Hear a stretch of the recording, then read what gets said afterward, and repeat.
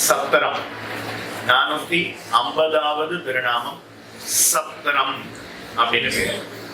சப்தரம் அப்படின்னா யாகங்களுக்குள்ள நீண்ட காலம் செய்யக்கூடிய யாகத்துக்கு சப்தரம் அப்படின்னு பேரு. அந்த சப்தரம்ங்கிற யாகத்தினால பூஜிக்கப்படுபவன் பகவான். அதனால நாராயணனுக்கே சப்தரம் அப்படின்னு ஒரு பேர். நாராயணனுக்கே சப்தரம் அப்படின்னு ஒரு பேர். சப்தரம்னா என்ன? சப்தரம்ங்கிற யாகத்தினால பூஜிக்கப்படுபவன் அவனே.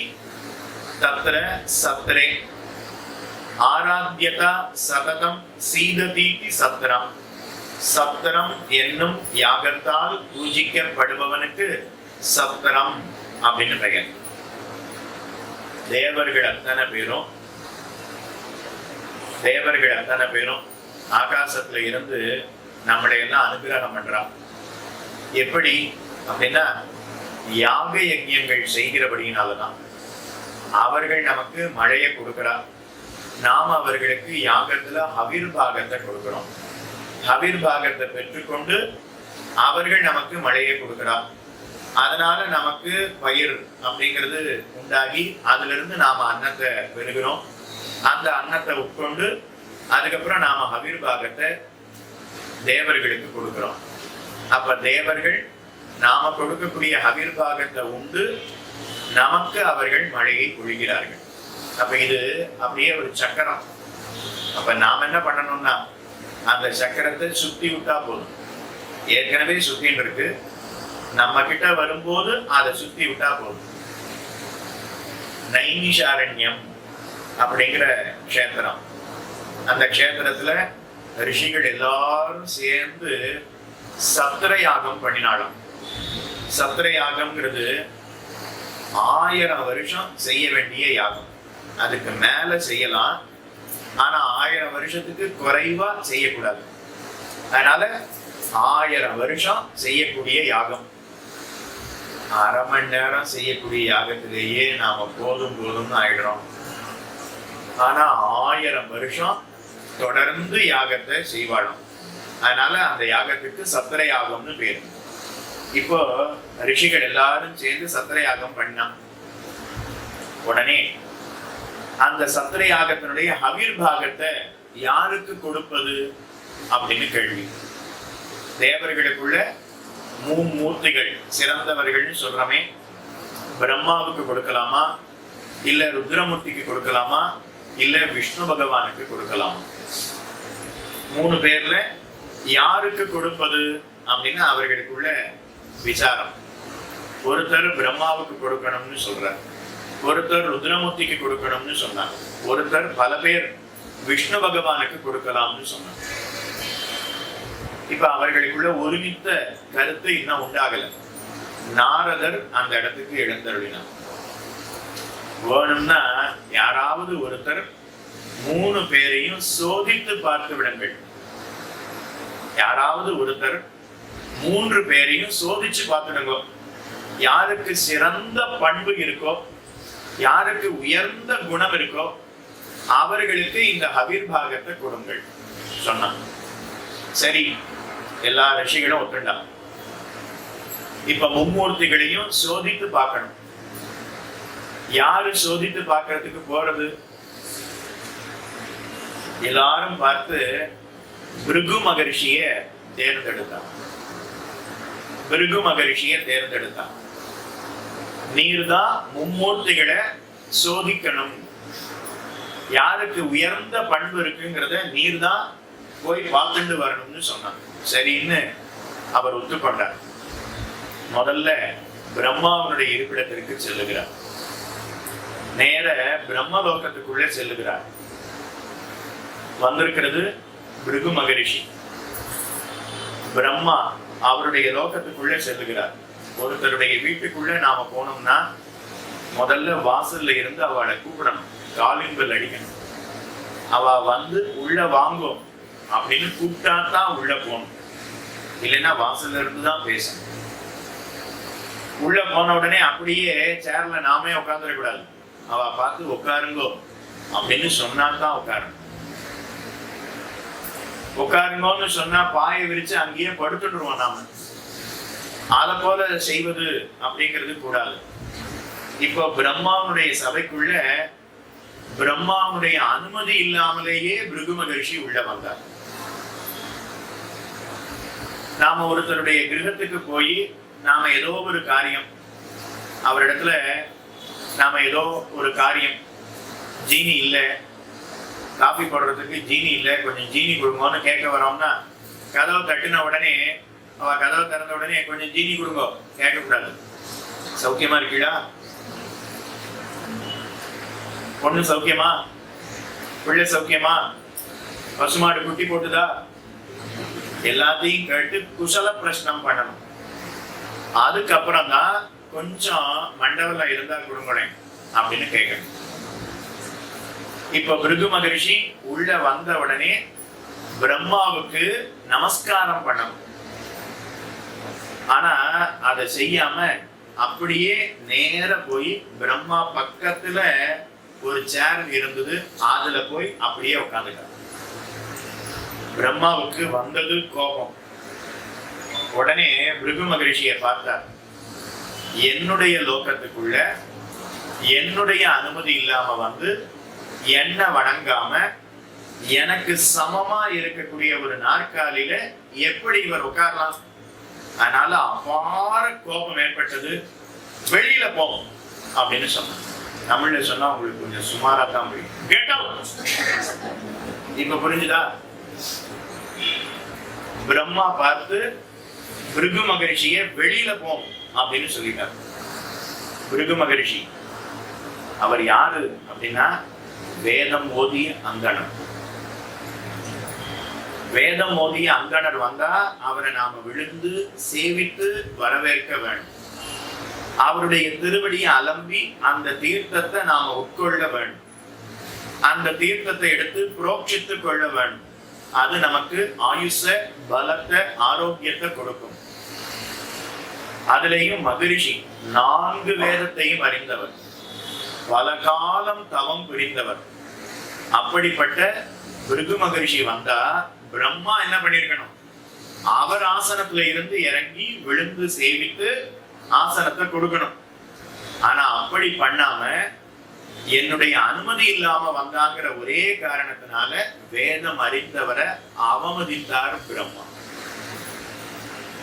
அதனால பிருகு மகரிஷி அவர் அப்படியே வெளியில வந்துட்டார். அனுமதி இல்லாம ஒருத்தர் வீட்டுக்குள்ள போனதுக்காக இப்படியா அவமதிப்பா? எவ்வளவு தாழ்ந்த குணம், எவ்வளவு தாழ்ந்த குணம்! அப்படியே வந்துட்டார். அங்கிருந்து வரும்போது பிரம்மாவுக்கு ஒரு சாபத்தை கொடுத்தார். இனிமே லோகத்துல உன்னை யாரும் பூஜிக்க மாட்டார்கள் அப்படின்னு. உன்னை யாரும் லோகத்துல பூஜிக்க மாட்டார்கள் அப்படின்னு சாபத்தை கொடுத்தார். அதனாலதான் பிரம்மாவுக்கு எந்த கோவிலும் கிடையாது பூலோகத்தில். ருத்ரமூர்த்திக்கு கோவில் இருக்கு, சுப்பிரமணியனுக்கு கோவில் இருக்கு, துர்கைக்கு கோவில் இருக்கு, முனியாண்டிக்கு கூட கோவில் இருக்கு, சொடலமாட சுவாமிக்கு கூட கோவில் இருக்கு. ஆனா பிரம்மதேவர் அவருக்கு கோவில் கிடையாது. ஏன்னா பிருகு மகரிஷி கொடுத்த சாபம். அங்கிருந்து நேர ருத்ரமூர்த்தியினுடைய இருப்பிடத்திற்கு செல்லுகிறார். அங்க ருத்ரமூர்த்தி பார்வதி தேவியோடு கூடி கழித்து கொண்டிருக்கிறார். கதவை திறப்பார் அப்படின்னு காத்துட்டு இருக்கார். நந்தி தேவர் அவர் தடுக்கிறார். உள்ள பார்வதி தேவியோட கூடி கழித்து கொண்டிருக்கிறார். கொஞ்ச நேரம் வரும், கொஞ்ச நேரம் வரும். ராத்திரி முடிஞ்சிடுது, பகல் முடிஞ்சிடுது. அடுத்த நாள் ராத்திரி வந்தது, அடுத்த நாள் ராத்திரி வந்தது. 4 நாள் அந்தஸ்புரத்து வாசல்லையே காத்துட்டு இருந்தார். பிருகு மகரிஷினால பொறுக்க முடியல. இவ்வளவு பித்து பிடித்து ஒருத்தர் இருப்பாரா? அதனால அப்படியே கதவை உடைச்சிட்டு கதவை தானே தள்ளிட்டு அப்படியே உள்ள போயிட்டார். உடனே ருத்ரமூர்த்திக்கு அபார கோபம். என்னுடைய அந்தஸ்புரத்துக்குள்ள அனுமதி இல்லாம வந்துட்டாரேன்னு தன்னுடைய கையில இருக்கக்கூடிய சூலாயுதத்தை எடுத்து அப்படியே அவர் கழுத்துல வச்சார். பிரம்மாவனுடைய பிள்ளைதான் ருத்ரமூர்த்தி, பிரம்மாவனுடைய பிள்ளைதான் பிருகு மகரிஷி.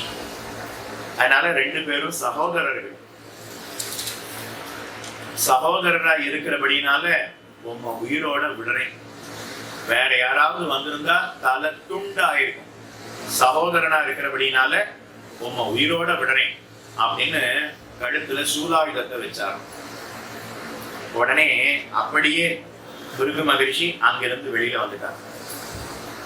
அந்தப்புறத்துக்குள்ள நுழைந்தாருங்கிற காரணத்தினால வேதம் ஓதிய அந்தணர் மகரிஷி தபஸ்வி அப்படின்னு கூட பார்க்காம கொன்னுடுவேன் அப்படின்னு சொன்னாரே, இவர் போய் குணவானா? வந்திருக்கக்கூடிய ரிஷிய காக்க வச்சுட்டு தன்னுடைய பத்னியோடு கூடி கழித்தாரே, எவ்வளவு தாழ்ந்த குணம். அதனால அவர் அப்படியே வெளியில வந்துட்டார். வரும்போது ருத்ரமூர்த்திக்கு ஒரு சாபத்தை கொடுத்தார். இனிமே பூலோகத்துல உமக்கு உருவ வழிபாடு கிடையாது அப்படின்னு. அதனாலதான் ருத்ரமூர்த்திக்கு உருவ வழிபாடு கிடையாது. லிங்க வடிவத்துலதான் ருத்ரமூர்த்தியை பூஜிக்கிறார்கள். இப்போ பிரம்மாவுடைய சபைக்கு போனார், அவருக்கு குணம் இல்லைன்னு தெரிஞ்சு போச்சு. ருத்ரமூர்த்தியினுடைய சபைக்கு போனார், இன்னும் கோபம் அதிகமாயிடுது. நாம யாரு பக்கத்துல சாப்பிட உட்காடுறோமோ அது ரொம்ப முக்கியம். முன்னாடி இருக்கிறவருக்கு சுகர் கம்ப்ளைண்ட், எனக்கு பிளட் போட வந்தா வேண்டான்ருவார். இந்த பக்கம் வந்தானா எனக்கு வேண்டான்ருவார். நாம 2 பேருக்கு நடுவுல போய் உட்கார்ந்தோம்னா, ஓ இவாளுக்கு நடுவுல எதுக்கு வந்து உட்கார்ந்தோம்? ஏன்னா போட்டுட்டே வர்றவா அவர் முன்னாடி இருக்கிறவர் அரைக்கரண்டி அரைக்கரண்டி அப்படிம்பார் பாயசம். இந்த பக்கத்துல இருந்து சக்கர பொங்கல் போட்டுட்டே வரும்போது கொஞ்சம் கொஞ்சம் அப்படிம்பார். இவருக்கு நிறைய வேணும். இவா 2 பேருக்கு நடுவுல போய் உட்காந்துட்டோமேன்னு தோணும். இப்ப அத போல பிரம்மதேவனுடைய சபைக்கு வந்தார், கோபத்தை கிளப்பினார். ருத்ரமூர்த்தியினுடைய சபைக்கு வந்தார், இன்னும் கோபம் அதிகமாயிடுது. அப்ப 3ஆவதா இருப்பவரும் இப்படித்தான் இருப்பார்னு நேர திருப்பார்கடலுக்கு வரார். துவாரபாலகர்கள் அவ காவலுக்கு நிக்கிறார். முன்னாடி நந்தி தேவர் இடத்துல கேட்டு 4 நாள் நிறுத்தி வச்சா, அத போல இவா எங்கேயாவது 1 வாரம் நிறுத்தி வச்சா என்ன பண்றது அப்படின்னு கேட்கவே இல்லை. நேர காலால ஒரு வதை அப்படியே பார்க்கடல்ல இருக்கக்கூடிய வைகுந்த வாசல ஓங்கி ஒரு காலால ஒரு மிதி மிதிச்சார். கதவு அப்படியே தடால்னு திறந்தது, அடிச்சுக்கிறது. இப்ப பிருகு மகரிஷி கோபத்தோட உள்ள போறார்.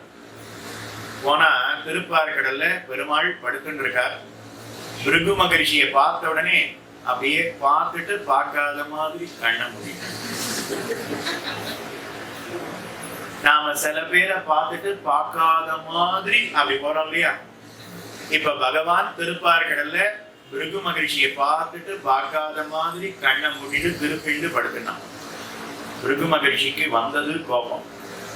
மறுபடியும் வேகமா வந்து பார்க்கடல்ல ஆதிசேஷன் மேல படுத்துட்டு இருக்கக்கூடிய பகவானுடைய மார்ப ஓங்கி ஒரு மிதி மிதிச்சார்.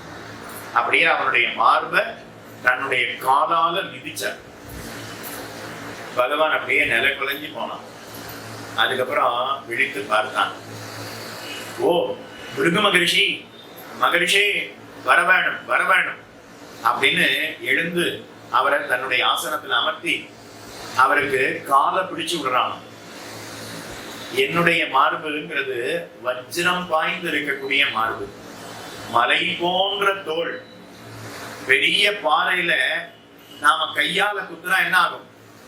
பாறைக்கு ஒண்ணும் ஆகாது, நம்ம கை எலும்புதான் உடைஞ்சு போகும். பகவானுடைய திருமார்பு பாறையை போல இருக்கக்கூடிய அந்த மார்புல பிருகு மகரிஷி அந்தணர், அந்தணருடைய பாதம்ங்கிறது எவ்வளவு மென்மையா இருக்கும்.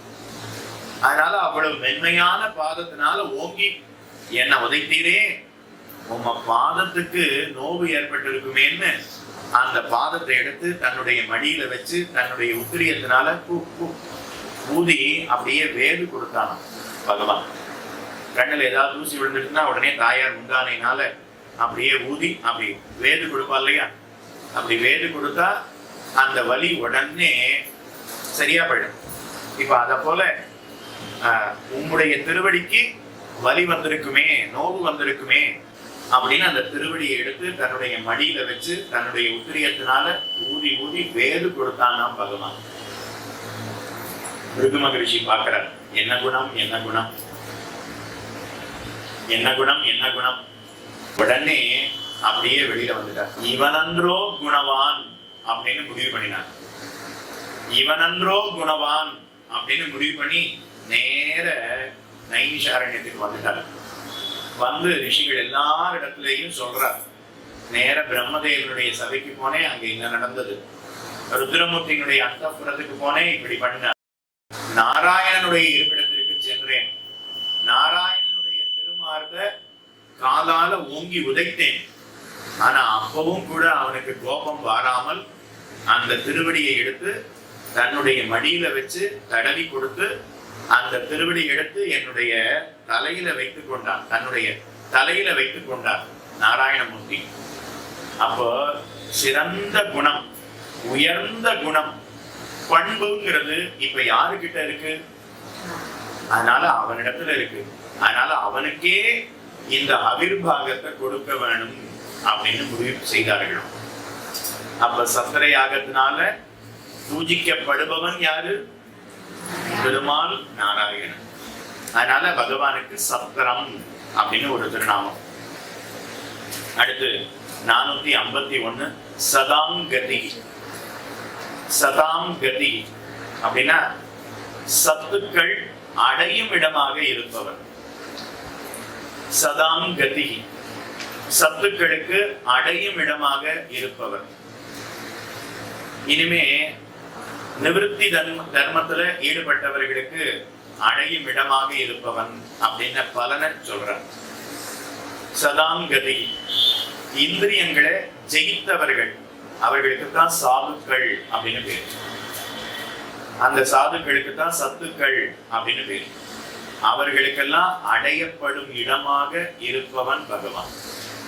இந்திரியங்களை ஜெயித்தவர்கள், காட்டுல இருந்து புலன்களை அடக்கி பகவானை குறித்து சதா சிந்தித்துக் கொண்டிருக்கக்கூடியவர்கள், இந்திரியங்களை ஜெயித்தவர்கள். அவர்களுக்கு வீடு மனைவி இதுலெல்லாம் விருப்பம் அப்படிங்கிறது கிடையாது. பணம் சேர்க்கணும், அதுக்காகத்தானே நம்ம இவ்வளவு கஷ்டப்பட்டு இருக்கோம். நல்லா 3 வேளை சாப்பிடணும், அதுக்காகத்தானே இவ்வளவு கஷ்டப்பட்டு இருக்கோம். நல்லா 8 மணி நேரம் 10 மணி நேரம் தூங்கணும். ஆனா இந்திரியங்களை நாம ஜெயிக்கல. ஆனா ரிஷிகள்லாம் இந்திரியங்களை ஜெயித்தவர்கள், தவம் புரிந்து கொண்டிருக்கிறார்கள். அவ தூங்குறதே கிடையாது, சாப்பிடுவது அப்படிங்கிறதும் கிடையாது, பெண்டு பிள்ளைகளோட இருப்பது அப்படிங்கிறது கூடாது. ரிஷிகள் தபஸ்விகள், அவர்கள்லாம் இந்திரியங்களை ஜெயித்தவர்கள். அப்படி இந்திரியங்களை ஜெயித்தவர்களுக்கு அடையும் இடமாக இருப்பவன் பகவான். தொமேவ உபாய பூதோ மேபவ இதி பிரார்த்தனா மதிஹி சரணாகதி. பகவானுடைய திருவடியில சரணாகதி செய்பவர்களுக்கு அடையும் இடமாக இருப்பவன், சத்துக்கள் அடையும் இடமாக இருப்பவன் சதாம் கதி. அடுத்து இன்னைக்கு நாம பார்க்க வேண்டிய கடைசி திருநாமம். அப்பா எல்லாருக்கும் சந்தோஷம். முடிக்க போறாரே. 482வது திருநாமம் சர்வதர்ஷி. சர்வதர்ஷி அப்படின்னா எல்லாவற்றையும் பார்ப்பவர் அப்படின்னா. சர்வதர்ஷி எல்லாவற்றையும் பார்ப்பவர்னா ஒரே சமயத்துல எல்லா இடங்களிலேயும் நடப்பத அப்படியே நேரே பார்ப்பவர் அப்படின்னா. அடியனால இந்த ஹால்ல என்ன நடக்கிறது அப்படிங்கிறது தான் பார்க்க முடியும். மைக் வேலை செய்யறதான்னு சுவாமி பார்த்துட்டு இருக்காரு. மணி என்ன அப்படின்னு ஒருத்தர் பார்த்துட்டு இருக்காரு. முடிஞ்ச உடனே அப்படியே புறப்பட்டுடலாமா அப்படின்னு ஒருத்தர் பார்த்துட்டு இருக்காரு. அப்போ ஒவ்வொருத்தரும் அப்போ இங்க இருக்கிற இந்த ஹாலுக்குள்ள என்ன நடக்கிறதுங்கிறதால தானே நாம பார்க்க முடியும். இப்ப திருவல்லிக்கேணியில என்ன நடக்கிறதுங்கிறத அடியனால பார்க்க முடியுமா? நீங்க உங்க வீட்டுல இருந்து வந்திருக்கீங்க, அப்ப இங்க காலக்ஷேபத்தை நீங்க பார்க்க முடியும். சப்பாத்தி பண்ணி வச்சுட்டு வந்தோமே, நாம வர்றதுக்குள்ள மாட்டு பொண்ணே சப்பாத்தி மொத்தத்தையும் சாப்பிட்டுடுவாடா, இல்ல நமக்காக ஒரு 4 வச்சிருப்பாடா? அப்ப இதெல்லாம் எவ்வளவு கவலை இருக்கு. அப்போ அங்க இருக்கும்போது அந்த இடத்துல நடக்கிறது மட்டும்தானே நம்மளால பார்க்க முடியும். ஆனா பகவானுக்கு அப்படி அங்கு சர்வதரிசி, ஒரே சமயத்துல எல்லா இடத்திலேயும் நடப்பதை அப்படியே கிரகித்துக் கொள்ளலாம். ஒரே சமயத்துல மதுரையில நடக்கிறதும் தெரியும், திருவல்லிக்கேணியில நடக்கிறதும் தெரியும், காஞ்சிபுரத்துல நடக்கிறதும் தெரியும், பூமியில நடக்கிறதும் தெரியும், ஆகாசத்துல நடக்கிறதும் தெரியும், தேவலோகத்துல நடக்கிறதும் தெரியும், மனுஷ லோகத்துல நடக்கிறதும் தெரியும். அதனால ஒரே சமயத்துல எல்லா இடத்திலேயும் நடப்பதை அப்படியே கிரகித்துக் கொள்கிறான். அதனால எல்லாவற்றையும் பார்த்து அறிபவன். சர்வைகி த்விவிதாவபி தர்மோ அத்யக்ஷயிதும் சீலமஸ்யைதி சர்வதரிசி. யாக யஜ்ஞங்களின் மூலமாக பகவானை பூஜிப்பவர்களையும் பகவான் அறிகிறார். யாக யஜ்ஞங்கள் செய்யாம பகவானை குறித்து சதா சிந்தித்துக் கொண்டு தவம் புரிந்து கொண்டிருக்கக்கூடியவர்களையும் அவர் அறிகிறார். பக்தி யோகத்தை செய்பவர்களையும் அவர் அறிகிறார். சரணாகதி மார்க்கத்துல இருப்பவர்களையும் அவர் அறிகிறார். ஒரே சமயத்துல பகவான் இடத்துல இருக்கக்கூடிய சாமர்த்தியம் எல்லா இடத்திலேயும் நடக்கிறத அப்படியே ஒரே சமயத்துல கிரகித்துக் கொள்கிறானா சர்வதரிசி அப்படின்னு பேர். எல்லா தர்மங்களையும் நேரே அறிபவர். நாம வீட்டுக்குள்ள இருந்து பகவானை சிந்தித்துக் கொண்டிருக்கிறோம். வேண்டாம், வீட்டுக்குள்ள இருந்து ஒருத்தர் அழியணும்னு மனசுல நினைச்சுட்டு இருக்கோம். அப்படி வச்சுக்கோம். தர்மத்தை சொன்னா தானே புரியறது கஷ்டம், அதர்மத்தை சொன்னா சுலபத்துல புரிஞ்சிடும். வீட்டுக்குள்ள இருந்து ஒருத்தர் அழியணும்னு நினைச்சுட்டு இருக்கோம். இப்ப இதுக்கு தண்டனை உண்டா? இதுக்கு தண்டனை உண்டா?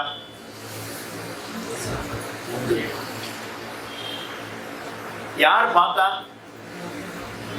இப்ப 50 பேர் 100 பேர் இங்க உட்கார்ந்து இருக்கோம். இப்ப நாம யாரையாவது திட்டணும்னா அப்ப 100 பேர் சாட்சி. வாயால திட்டணும்னா அவளும் வாயால திட்டிடுவா, கையால அடிச்சோம்னா அவளும் திரும்ப அடிச்சுடுவா. மனசால நினைச்சா யாருக்கு தெரியும்? வீட்டுக்குள்ள தனி அறையில கதவு பூட்டிட்டு நாம தனியா இருந்து இன்னார் அழியணும் அப்படின்னு மனசால நாம நினைச்சோம்னா யாருக்கு தெரியும்? அப்படின்னா பகவான் அறிந்து கொண்டிருக்கிறான். ஏன்னா அந்தர்யாமியா நம்ம ஒவ்வொருத்தருக்கும் மனசுக்குள்ள அவன் தான் இருக்கான். பகவான் உள்ள இருக்கிறபடினால நாம ஒருத்தர் அழியணும்னு நினைச்சோம்னா அது முதல்ல பகவானுக்கு தான் தெரியும். அடியேன் ஒருத்தர் வீட்டுல கொள்ளையடிக்க போறேன். நான் கொள்ளையடிக்க போறது இல்ல, உடனே ஓ சுவாமி கொள்ளையடிக்க போறாரான்னு நினைச்சாதீங்க. ஒருத்தர் வீட்டுல கொள்ளையடிக்க போறேன். அவர் வீட்டுல 12 மணிக்கு அவள்லாம் தூங்கிட்டு இருக்கும்போது இந்த வழியா போய் உடைச்சு லாக்கரை உடைச்சு பாஸ்வேர்டு போட்டு அதை ஓபன் பண்ணி திருடப்பார். அவர்களிடத்துல சொல்லுவனா? ஆனா நான் என்ன பண்ணேன், மத்தியானம் 12 மணிக்கு அவ வீட்டுல போய் என் கூட்டாளிகளோட உட்கார்ந்து இன்னைக்கு ராத்திரி 12 மணிக்கு இந்த இடத்துக்கு வரணும், இந்த இடத்த உடைக்கணும், இந்த இடத்துல நாம இவ்வளவு பணம் இருக்கு அதை எடுத்துட்டு போகணும் அப்படின்னு அவர்கள் வீட்டுக்குள்ளேயே இருந்து எப்படி திருடணும்னு பேசினோம். அப்போ இது முதல்ல யாருக்கு தெரியும்? இது முதல்ல யாருக்கு தெரியும்? யார் வீட்டுல திருடணும்னு நினைக்கிறேனோ அவ வீட்டுல உட்கார்ந்து தானே கொள்ளையடிக்கிறதுக்கு கூட்டாளிகளோட பேசுறோம். முதல்ல அந்த வீட்டுக்காரருக்கு தெரிஞ்சிடும். அதே போல மனசால இன்னார் அழிய வேணும் அப்படின்னு நாம நினைச்சா முதல்ல மனசுக்குள்ளேயே பகவான் இருக்கான். அப்ப முதல்ல அவனுக்கு தெரிஞ்சிடும். அதனாலதான் மனதால கூட யாருக்கும் தீங்கு செய்யக்கூடாது அப்படின்னு சொல்றோம். நாம வாயால வச்சா அவ திரும்ப வச்சுடுவா, அதை பண்ண மாட்டோம். கையால அடிச்சா அவ நாம 2 அடி கொடுத்தா அவ 4 அடி கொடுத்துருவா, அதனால அதையும் பண்ண மாட்டோம். ஆனா மனசால நினைக்கலாமே அப்படின்னா மனசாலையும் நினைக்க கூடாது. ஏன்னா மனசுக்குள்ள முதல்ல பகவான் தான் இருக்கான். அதனால உள்ள இருக்கக்கூடிய பகவானுக்கு தான் முதல்ல தெரியும். உள்ளுவார் உள்ளிட்டெல்லாம் உடனிருந்து அருதி என்னேன் வெட்டி போய் என்னுள்ளே நான் விலவர சிரிக்கிட்டேனேன்னு தொண்டரைப்படி ஆழ்வார் அருளுகிறார். அதனால சர்வதரிசி, எல்லாவற்றையும் நேரே பார்த்து அறிபவன். பிரவிற்த்தி தர்மத்தையும் அறிகிறான், நிவிருத்தி தர்மத்தையும் அறிகிறான். மேல் லோகத்துல என்ன நடக்கும்ங்கிறதையும் அறிகிறான், கீழ் லோகத்துல என்ன நடக்கும்ங்கிறதையும் அறிகிறான். பாபம் செய்பவர்களையும் அறிகிறான், புண்ணியம் செய்பவர்களையும் அறிகிறான். நாம எல்லாரும் முன்னாடியும் செய்யக்கூடிய கர்மாக்கள் அதையும் அறிகிறான்.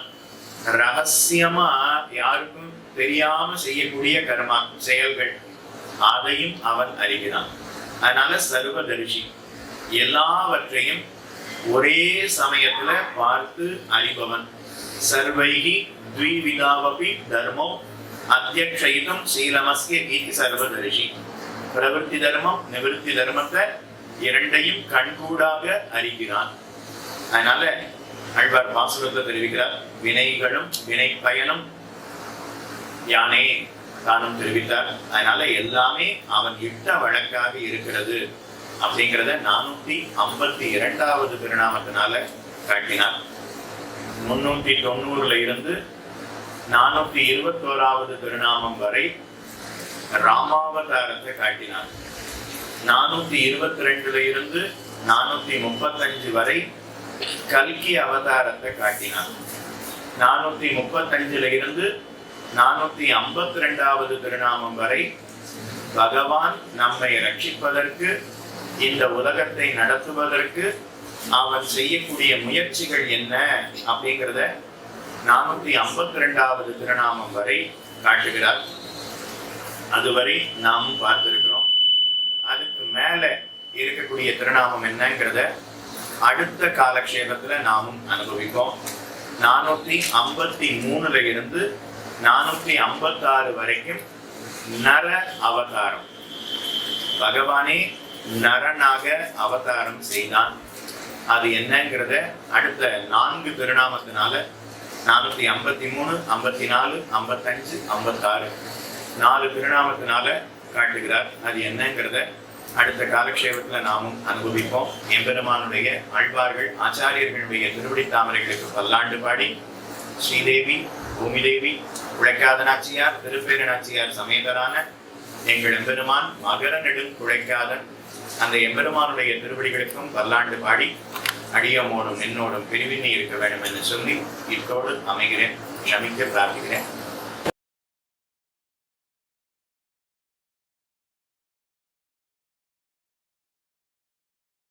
தத்ர நிவிருத்தி தர்ம ஆச்சாரியோ நரநாராயணாதி பட்டில் பரித்தெறிந்த புகழுடையோன் வாழியே. ஏ கண்டலக்ன துளசி நளினாட்ச மாலாஹ, ஏ பாகுமூல பரிச்சின்னத சங்க சக்கராஹ, ஏவா லலாட்ட பலகே லச தூர்த்வ புண்ட்ராஹ, தே வைஷ்ணவா புவனம் ஆசு பவித்ரயந்தி.